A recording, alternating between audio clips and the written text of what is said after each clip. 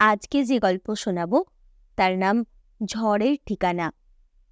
গল্পগুলো শুনতে আপনাদের কেমন লাগছে নিচে অবশ্যই কমেন্ট করে জানাবেন।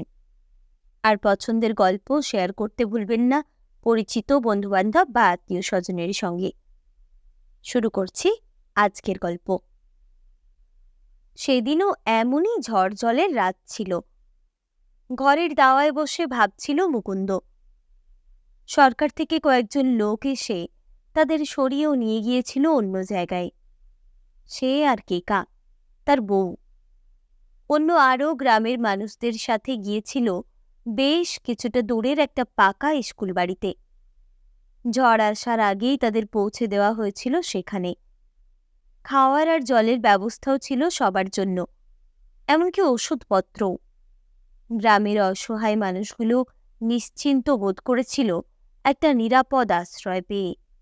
যদিও সেটা সাময়িক, কারণ ঝড় তো একসময় থেমে যাবে, কিন্তু তাদের ঘরবাড়ি জমি জমা সেসবের উপর যে তাণ্ডব চালিয়ে যাবে তার ক্ষতিপূরণ কতদিনে হবে কে জানে। তবু ওই যে কথায় বলে না, জান হ্যাঁ তো জাহান হ্যাঁ, প্রাণটুকু ধরে থাকলে লড়তে তাদের গ্রামের মানুষেরা ভয় পায় না। তবে সে বছরের ঝড়ে শেষ পর্যন্ত শেষ রক্ষা করতে পারেনি মুকুন্দ। বাকি সবাই প্রাণে বেঁচে গেলেও সে তার প্রাণের প্রিয় জীবনসাথী কেকাকে হারিয়েছিল সেই সর্বনাশা রাত্রে। রাতের বেলা প্রকৃতির ডাকে সাড়া দিতে স্কুল বাড়ির প্রায় লাগোয়া বাথরুমের দিকে গিয়েছিল। সঙ্গে পাশের ঘরের রাধা বৌদিও ছিল। বেরিয়ে স্কুল বাড়িতে ঢোকার আগেই মরমর করে সংলগ্ন রাধাচূড়া গাছ ভেঙে তার উপর পড়ে যায়। রাধা বৌদির একটি পা শুধু গাছের একটি মোটা ডালের নিচে পড়ায় পা ভাঙলেও প্রাণে বেঁচে যায় সেই। কিন্তু কেকাকে যতক্ষণে বের করা হয় তার আর প্রাণ ছিল না দেহে। কেকাকে হারানোর পর থেকেই মুকুন্দ পাথরের মতো হয়ে গেছে প্রায়। যন্ত্রের মতো নিত্য নৈমিত্তিক কাজ করে, খায়, ঘুমোয়, কিন্তু নিজের ভেতর যেন কোনো সার নেই তার। খুব প্রয়োজন ছাড়া কারো সঙ্গে কথাও বলে না সে আজকাল।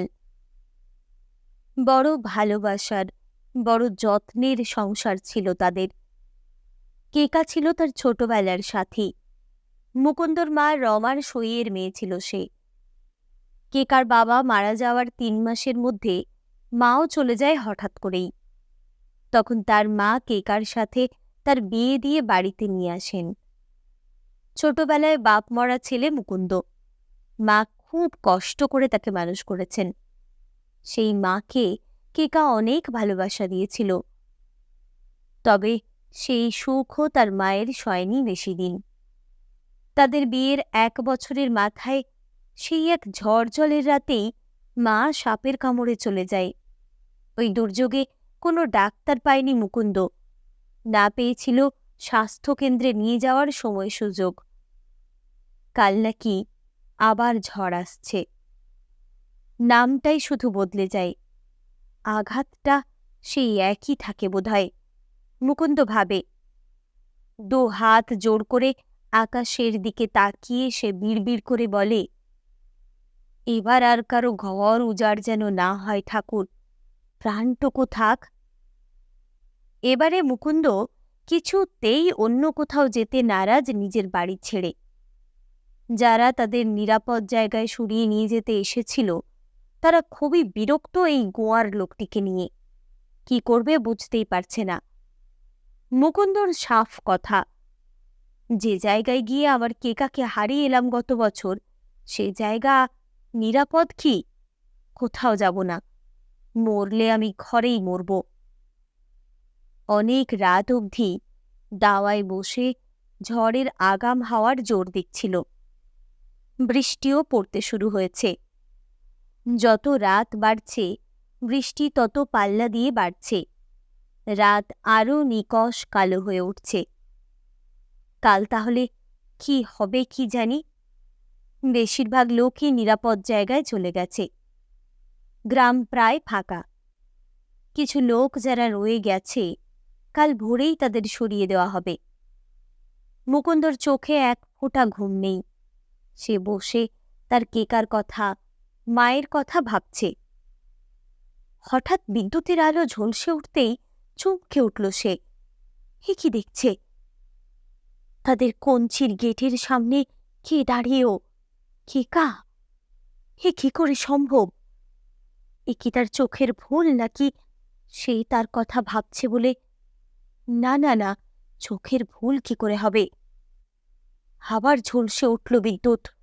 সে স্পষ্ট দেখতে পেল এবারে কেকা তাকে হাত বাড়িয়ে ডাকছে। মোহাচ্ছন্নের মতো সে কেকার পিছনে পিছনে এগোতে লাগল। হাতের টর্চটা হাতেই ধরা রইল তার। কোথায় যাচ্ছে, কেন যাচ্ছে, কোনো হুঁশ নেই তার। যতক্ষণে তার হুঁশ ফিরল, সে দেখল তার সামনে কেকাকে আর দেখা যাচ্ছে না। সে খেয়াল করল সে এসে দাঁড়িয়েছে গ্রামের একেবারে শেষ প্রান্তে, জঙ্গলের ধারে, অনাথ কানু বৈরাগীর কুঁড়ে ঘরটার সামনে। কানু বেশিরভাগ সময়ই এই গ্রাম ও গ্রামে ঘুরে বেড়ায়। সে পালাগান করে। বেশিরভাগ সময়ই সে গ্রামে থাকে না। দিন 20 আগে তার বউ করোনা হয়ে মারা যায়। তখনই বোধহয় সে ফিরেছে। তার আসা যাওয়ার ঠিক নেই বলে, আর তার বাড়িটা গ্রামের এক প্রান্তে হওয়ায় লোকজন তার খবর একটু কমই রাখত। মুকুন্দ কিছুটা ঘোরের মধ্যে ছিল। একটা বাচ্চার কান্নার আওয়াজে সে তাড়াতাড়ি টর্চটা জ্বালল। কান্নাটা কানুর ঘরের দিক থেকে আসছে না? হে কি! বৃষ্টিতে কানুর ঘরের একটা দেওয়াল চাপা পড়ে। দৌড়ে সেদিকে গেল মুকুন্দ। চাপা পড়া ঘরের একটা অংশ থেকে কানুর পা দুটো বেরিয়ে কোনো রকমে তাকে বের করল। না, ধরে প্রাণ নেই আর। কম্পমান পায়ে পাশের ঘরটায় গেল সে। পাটের দোলনায় শুয়ে থাকা কানুর 6 মাসের মেয়েটা তখনও কাঁদছে চিৎকার করে। চোখ থেকে 2 ফোঁটা জল গড়িয়ে পড়ল মুকুন্দর। মনে মনে সে কেকাকে বলল, তাই তুমি আবার এই ঝড় জলের রাতে ফিরে এলে? এলেই যদি চলে গেলে কেন? তারপর দোলনা থেকে কাঁথা মোড়া বাচ্চাটিকে বুকে জড়িয়ে ফিসফিস করে বলল, ঝড় আমার যত সর্বনাশী করুক না কেন, তোকে আমি কোনো দিনও তোর ক্ষতিটা টের পেতে দেব না মারে। পরের দিন ভোরবেলা যখন বাকি লোকেদের সরাতে গাড়ি এলো, উদ্ধারকারী দলের লোকগুলো দেখল সেই গোয়ার লোকটা একটা বাচ্চা কোলে সবার আগে পুঁটলি হাতে দাঁড়িয়ে।